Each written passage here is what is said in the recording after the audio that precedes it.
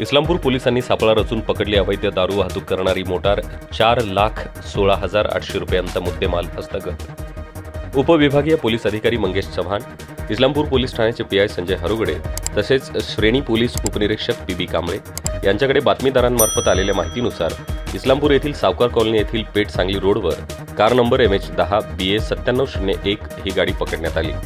सदर गाडी ही पेठ सांगली रोडवर अवैध दारू वाहतूक करीत असल्याची खबर पोलिसांना मिळाली होती।